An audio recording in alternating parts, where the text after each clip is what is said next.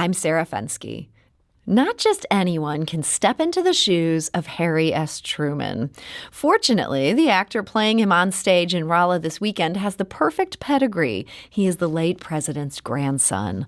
Clifton Truman Daniel is the eldest son of Truman's only child, Margaret, and her husband, Clifton Daniel, who rose to become managing editor of the New York Times. Clifton Truman Daniel has played the title role in the one-man play Give 'Em Hell, Harry, for the past 4 years now, and he joins us today to tell us about it. Clifton, welcome. Hi, Sarah. Thanks for having me. So I have to start with a question that I'm sure you are asked all the time. What was it like growing up with a former president as your grandfather? Well, at first, I didn't know he'd been president of the United States. My family had neglected to tell me. Seems like a big thing to leave out.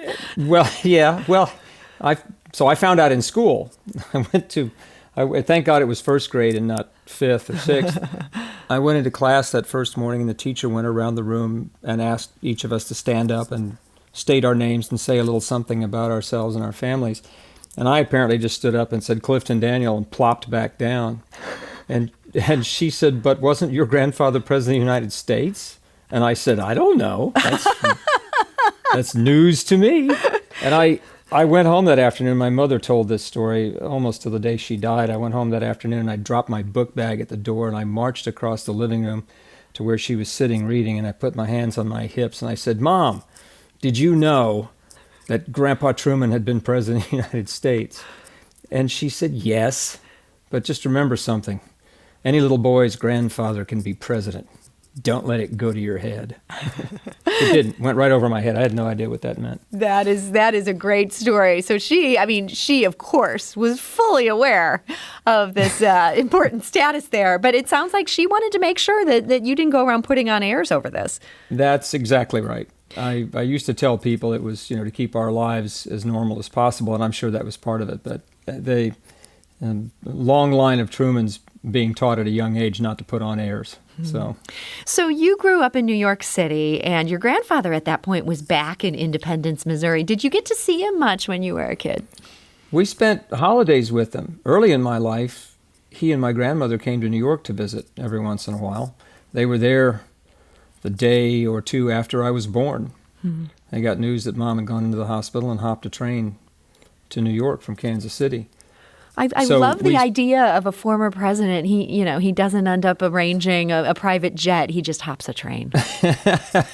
Well, better that than get in the car and drive. He did that. They both of them did that in the late spring, early summer of 1953 after he left office. They threw their bags in the car and drove across country to visit friends, drove back toward D.C. to visit friends, and, of course, snarled traffic and tied up motel parking lots all the way across the country. I'm sure that every police force between Independence, Missouri, and Manhattan were very happy that they didn't do that again.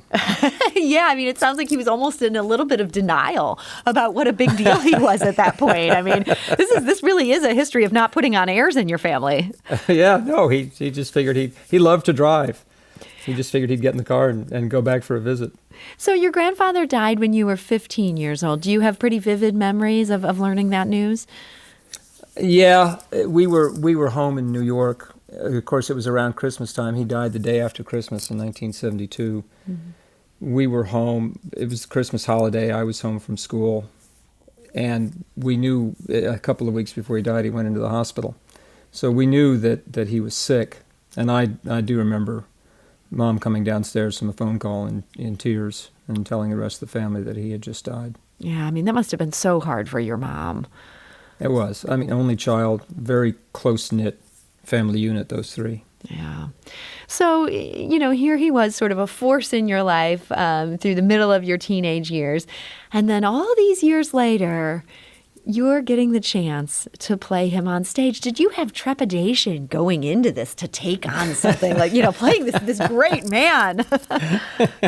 Not so much trepidation playing my grandfather, but just trepidation trying to remember 85 pages of dialogue when there's no one else on stage with you to give you a cue. Yeah, that's a fair point right there. These one-man shows, these are not for the faint of heart. No, and people asked after the first few shows, they said, "Oh, that was really nice. What's going through your head?" And all that's going through my head is, "What's the next line? What's the next line? What's the next line? Oh my God, please, what's the next line?" So I'm sure that's not all that's going through your head. I imagine that is a significant part of what's going through your head. Well, not anymore. Yeah. Not anymore. I know it well enough now. The first 8 shows were terrifying. I mean, you've been doing this now for 4 years. Do you get to the point where you're almost doing it on rote, where you might almost be like suddenly jarred into, wait a minute, I got to remember where I am in this script? Sometimes, and there's sometimes where, knowing the script well enough, there's sometimes that, I take a little more time with some things than others than I did in other performances. You try to make it new every night, so find something to do a little differently. You can't. You're sort of limited. You can't just stand anywhere you want because they've already set the light cues. You can't go wandering off.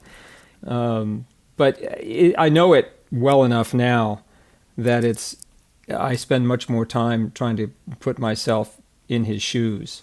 The dialogue doesn't scare me quite as much, so I can take my time and have some fun. So do you feel like the version you're doing now, the version that I should mention, people can see in Rolla this weekend, that this is maybe a better version? It's like a fine wine, and you've aged into this. Well, all actors age into it. I don't know how much trouble James Whitmore had with it back in 1976.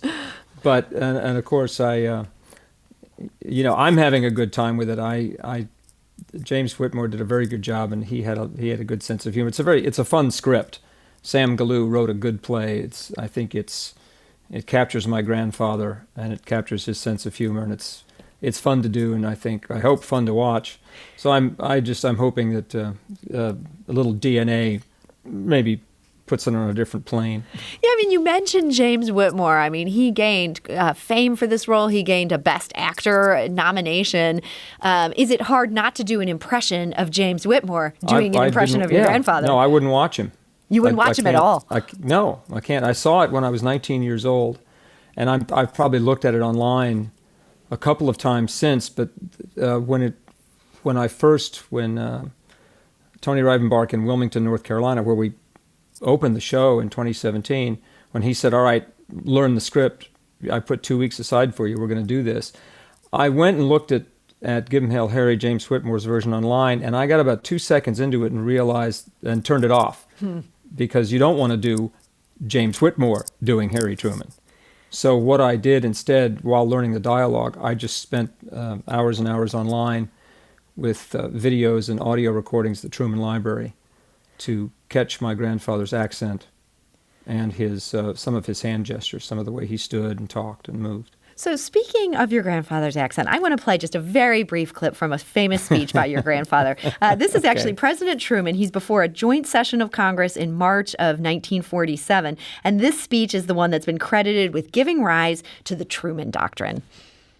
If we falter in our leadership, we may endanger the peace of the world, and we shall surely endanger the welfare of this nation. Great responsibilities have been placed upon us by the swift movement of events. I am confident that the Congress will face these responsibilities squarely. And that, of course, is President Harry S. Truman. You're doing this play in front of people who I'm sure remember that voice. What is the key to getting that voice right? For me, the key was that's a good recording that you played, but a lot of them that you get from the era are very tinny. Mm-hmm. They don't have a lot of bass to them, so his voice sounds much higher pitched than it actually was. So you have to find good recordings like that to listen to. The hardest thing for me to remember to do was to, you heard him say welfare, and he said war instead of war. It was war. So it's an interesting Midwestern Southern accent, and it took a while. I'm still not sure I've got it right, and my wife always warns me. Sometimes I start the show and then I snap into it, and she'll say, "Yeah, you weren't grandpa for the first 6 or 7 seconds there, buddy. You need to Spouses are sometimes your best critic. Well, she's the road manager, hair and makeup, costumes, props. So she is with you. I'm just the talent. Yeah. That's amazing. Well, so look, I mean, you've now spent 4 years kind of walking in your grandfather's shoes, being immersed in his life and in some of these speeches. And I think about Harry S. Truman today. He's almost universally admired. People from both parties. It's the one thing they can agree on. You know, the historians put him on their top 10 list. The general public puts him on the most admired list. What do you think makes Harry S. Truman such a touchdown for so many people? Generally, I mean, he tried to work across the aisle. He had good friends in the Republican Party. He was all in favor of bipartisanship and working together and compromise, moving forward together. He had a close friendship with President Hoover. While he was in office, he put Mr. Hoover in charge of famine relief after World War II, which Mr. Hoover had done brilliantly after World War I. Mm-hmm. So Grandpa brought him back into public service, and the two of them were friends for the rest of their lives. Sometimes people sort of phrase that question like, what do I think was my grandfather's greatest accomplishment as president? And I think it was, he was admired by both sides, and I think he was one of our greatest presidents because he showed us that a middle-class American, a farmer, a small businessman, a soldier, citizen soldier, a county judge, can rise to the highest office in this land and do a better job of it than almost anybody else. Mm. They routinely put him 5th or 6th. I think he's been switching places with President Eisenhower. And of course, he's behind Washington, Lincoln, and FDR and Teddy Roosevelt. And the family line is that we hope somebody digs up some dirt on Washington or Lincoln so we can move Grandpa up. You got to take those guys down. You know, I feel like there is a movement afoot in this country. There may be some former presidents who drop a few notches. It's interesting to hear you talk about compromise, though, that this was something that he did because that's so out of style right now. That just doesn't seem to be what anybody wants. Do you feel like maybe the people are sort of secretly longing for that just because it is so out of fashion? I don't know if they are. I hope they are. And I hope they're longing for it not so secretly, so we can get back to some sort of semblance of cooperation and compromise in this country. Both sides are so entrenched and so tribal and so combative that it's, I mean, we've been there before. This is nothing, as Grandpa said, there's nothing new in the world but the history you don't know. But it would be nice if we could pull out of it. So in our final minute here, this is now your second time coming to Missouri with this show. Does it feel like there's some special resonance of being here in the Show Me State with this one-man show? Of course. It's Grandpa's home. He loved it. He said that at the end of his presidency, and the line is also in the show, that, you know, having served the United States, he got to be what he said, he got to go again into the top job in this land, which was U.S. citizen. You know, in theory, all of our elected officials are supposed to be working for us. Mm-hmm. But he got to go home to Independence, Missouri, and he lived a very full, interesting, and good life in the 20 years he had after office in Independence. Yeah, I mean, how cool that he just, you know, he didn't feel like he wanted to be, you know, globe-trotting with celebrities. He came back to Independence and was happy to, you know, to be who he'd been. There's so much about this man that, you know, the more you read about him, the more you admire him. So I think if anybody is a fan of Truman, they're going to want to catch this play. And we do want to mention that is happening at 7:30 p.m. That's this Saturday at the Leach Theater. That's on the Missouri S&T campus in Rolla. You can find more information about that on our website. That's stlonair.show. And you can see Harry S. Truman, played by his own grandson. Give him hell, Harry. Clifton Truman Daniel, I want to thank you so much for joining us today. Thank you for having me, Sarah. I appreciate it. St. Louis on the Air is a production of St. Louis Public Radio. Understanding starts here. The Gateway brings you the day's news from the St. Louis region and across Missouri. It also includes stories from the Illinois side of the river and our Metro East reporter, Will Bauer. In Alton, in Belleville, in East St. Louis, in Edwardsville, in Cahokia Heights, at Scott Air Force Base, I'm Will Bauer. St. Louis Public Radio. Listen to reports from Will and all of our journalists weekdays on The Gateway, on the STLPR app, and wherever you get podcasts.